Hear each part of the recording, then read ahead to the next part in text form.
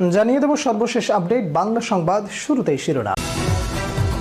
স্বৈরশাসক শেখ হাসিনাকে খোলা চিঠি, থাকছে বিস্তারিত প্রতিবেদনে। শেখ হাসিনার কন্যা সাইমা ওয়াজেদ পুতুলের অবৈধ কুকর্মের গোপন ভিডিও ফাঁস। যেভাবে গোপন রাখা হয় শেখ হাসিনাকে বহনকারী ফ্লাইটের অবস্থান, জানা গেল চাঞ্চল্যকর সব তথ্য। দর্শক, এতক্ষণ শুনছিলেন সংবাদ শিরোনাম, এবারে বিস্তারিত। ভয়াবহ পরিণতি এড়াতে কিভাবে ভারতে পালিয়েছিলেন শেখ হাসিনা, এবার জানা গেল তারা আদ্যপান্ত। ছাত্র জনতার অভ্যুত্থানের মুখে সাবেক প্রধানমন্ত্রী শেখ হাসিনা ভারতে পালিয়ে যেতে বাধ্য হন, আর সঙ্গে ছিলেন ছোট বোন শেখ রেহানা। গত 5 আগস্ট সন্ধ্যায় তাদের নিয়ে ভারতের গাজিয়াবাদের হিন্দন এয়ারবেজে অবতরণ করে একটি ফ্লাইট। শেখ হাসিনাকে বহনকারী বিমান বাহিনীর উড়োজাহাজটি ঢাকা ছাড়ার সময় একটি প্রশিক্ষণ ফ্লাইট হিসেবে উড্ডয়ন করে এবং এর ফ্লাইট পথ ও অবস্থান অন্যদের না জানাতে ট্রান্সপন্ডার বন্ধ করে দেয়, যার মূল উদ্দেশ্য ছিল শেখ হাসিনার অবস্থান গোপন রাখা। বিস্তারিত প্রতিবেদন সহকর্মী জান্নাতের ডেস্ক রিপোর্টে। শেখ হাসিনার উদ্দেশ্যে একটি খোলা চিঠি প্রকাশ পেয়েছে। সেখানে লেখা আছে, জীবনের শেষ প্রান্তে এসে আপনি একবার খেয়াল করে দেখুন, শুধু ক্ষমতাকে ধরে রাখার জন্য কতজনের জীবন শেষ করে দিয়েছেন, কত মায়ের আহাজারিকে দীর্ঘস্থায়ী করেছেন, কত অমিত সম্ভাবনাকে ধূলিসাৎ করেছেন, কতজনকে চিরতরে অন্ধ করেছেন। স্বজন হারানোর ব্যথা সত্যি সত্যি আপনাকে মর্মপীড়ায় দংশন করলে আপনি লাশের বিনিময়ে ক্ষমতাকে প্রাধান্য দিতেন না। ক্ষমতা ছাড়তে বাধ্য হওয়ার সময় আপনি কেঁদেছেন। ক্ষমতা আপনার কাছে কান্নার বিকল্প।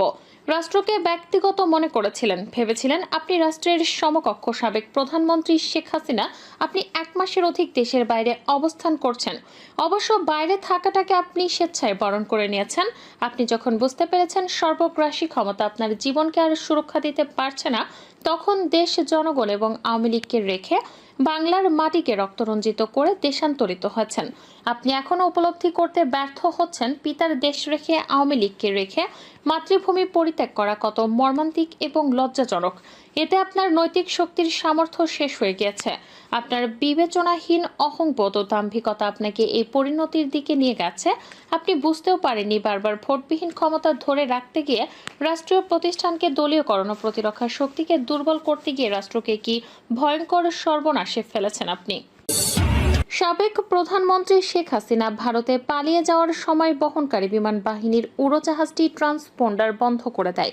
ট্রান্সপন্ডার একটি উড়োজাহাজের অবস্থান, নাম, উচ্চতা, গতি এবং স্বয়ংক্রিয় জিওলোকেটর সিস্টেম জানাতে থাকে।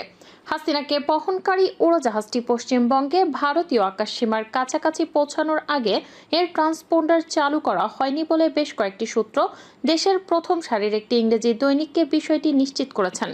এয়ার ট্রাফিক কন্ট্রোল থেকে ফ্লাইট AJX 1431-এর প্রোগ্রেস স্ট্রিপের একটি অনুলিপি গণমাধ্যমের হাতে এসেছে।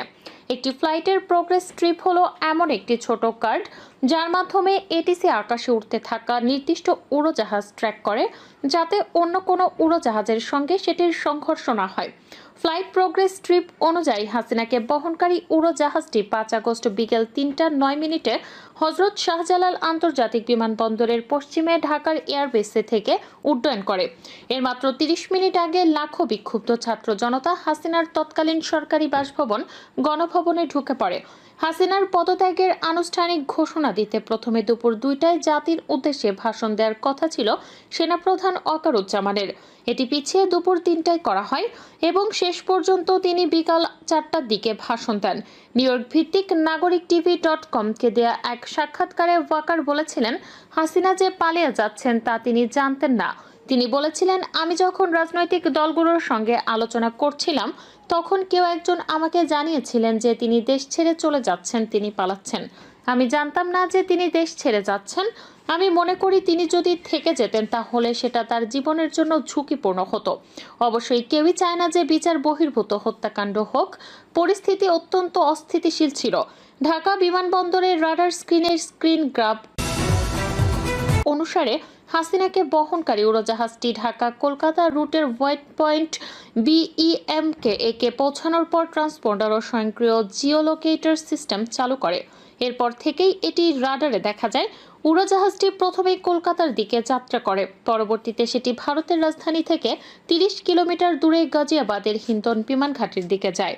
এভিয়েশন বিশেষজ্ঞরা বলেছেন, সম্ভবত উড়োজাহাজটি সরাসরি দিল্লি না গিয়ে প্রথমে কলকাতার দিকে যাত্রা করার কারণ হচ্ছে এটি বাংলাদেশের আকাশসীমায় যতটা সম্ভব কম সময় থাকতে চেয়েছিল।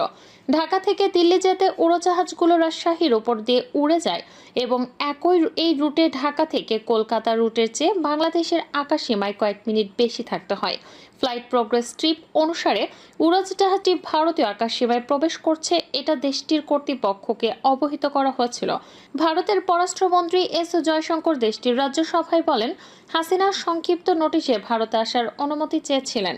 ঢাকা এটিসির রাডার মনিটরের একটি স্ক্রিন গ্র্যাব দেখায়, সূত্র জানায় সাধারণত ফ্লাইট সীমান্তের কাছাকাছি পৌঁছালে এই ঘোষণা দিতে হয়। হাসিনাকে বহনকারী উড়োজাহাজটি যখন উড্ডয়ন করে তখন এটিসি টাওয়ারে ছিলেন বাংলাদেশ বেসামরিক বিমান চলাচল কর্তৃপক্ষের সদস্য ও air commodore AFM Atikuzzaman.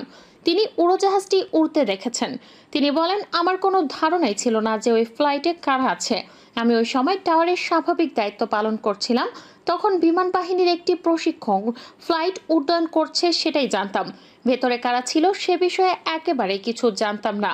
India টুডের এক প্রতিবেদনে বলা হয়েছে, হাসিনার উড়োজাহাজটি সীমান্ত অতিক্রম করার পর পশ্চিমবঙ্গের হাসিমারা বিমান ঘাঁটিতে 101 স্কোয়াড্রনের দুটি ডাসাল্ট রাফালে যুদ্ধ বিমান এটিকে এসকর্ট করে। সূত্রের দাবি, হাসিনা তার বোন শেখ রেহানা বা flight crew security services force সদস্যরা কেউই ঢাকা ছাড়ার আগে ইমিগ্রেশন সম্পন্ন করেননি। হাসিনার কূটনৈতিক পাসপোর্ট ছিল এবং রেহানার ছিল ব্রিটিশ পাসপোর্ট। ভারতীয় গণমাধ্যমের মতে উড়োজাহাজটি ঢাকার সময় সন্ধ্যা 6:15 হিন্ডন বিমান ঘাঁটিতে অবতরণ করে। এরপর হাসিনাকে উত্তরপ্রদেশের নয়ডায় ভারতের সরকারের দেয়া একটি নিরাপদ বাড়িতে নিয়ে যাওয়া হয়। SSF সদস্য ও ক্রুরা একদিন পরে বাংলাদেশে ফিরে আসেন। সাবেক প্রধানমন্ত্রী শেখ হাসিনার হাতে দীর্ঘ সময় হয়রানির শিকার হওয়া ও বর্তমান অন্তর্বর্তী সরকারের প্রধান উপদেষ্টা নোবেলজয়ী প্রফেসর ডক্টর মোহাম্মদ ইউনূসের প্রতি সমর্থন ব্যক্ত করেছেন যুক্তরাষ্ট্রের সিনেট সংখ্যাগরিষ্ঠ হুইপ ডিক ডারবিন। সিনেটে দেয়া ভাষণে তিনি ডক্টর ইউনূসের প্রতি এই সমর্থন ব্যক্ত করেন সোমবার। তার নিজস্ব ওয়েবসাইটে দেয়া বিবৃতিতে তিনি নিজেই জানিয়েছেন এসব কথা। এতে ক্ষমতাচ্যুত শেখ হাসিনাকে তিনি স্বৈরাচারী প্রধানমন্ত্রী হিসেবে আখ্যায়িত করেছেন। বলেছেন, তার পদত্যাগের পর সম্প্রতি বাংলাদেশের অন্তর্বর্তী সরকারের নেতৃত্বে এসেছেন নোবেলজয়ী ডক্টর ইউনূস। তিনি ক্ষুদ্র ঋণ কর্মসূচি নিয়ে সারা জীবন যে কাজ করছেন তার বিস্তারিত সিনেট ফ্লোরে তুলে ধরেন ডিক ডারবিন। জানা গেছে, পদত্যাগের প্রস্তাবে শেখ হাসিনা রেগে গিয়েছিলেন। প্রস্তাব প্রত্যাখ্যান করে অফিসারদের ধমকিও করেছিলেন তিনি। বলেছিলেন, তোমাদের জন্য আমি কিনা করেছি আর এখন তোমরা নিজেদের পিঠ বাঁচাতে চাইছ। তার এমন প্রতিক্রিয়ায় শেখ হাসিনার বোন শেখ রেহানার সঙ্গে গণভবনের ভিন্ন এক পক্ষে কথা বলেন কর্মকর্তারা, কিন্তু শেখ রেহানাও বড় বোনকে বোঝাতে ব্যর্থ হন। এরপর ফোন করা হয় যুক্তরাষ্ট্রে থাকা শেখ হাসিনার ছেলে সজীব অজেদ জয়কে। তিনি কর্মকর্তাদের সঙ্গে প্রথমে সরকারকে রক্ষা করতে তাদের ব্যর্থতার কথা তোলেন।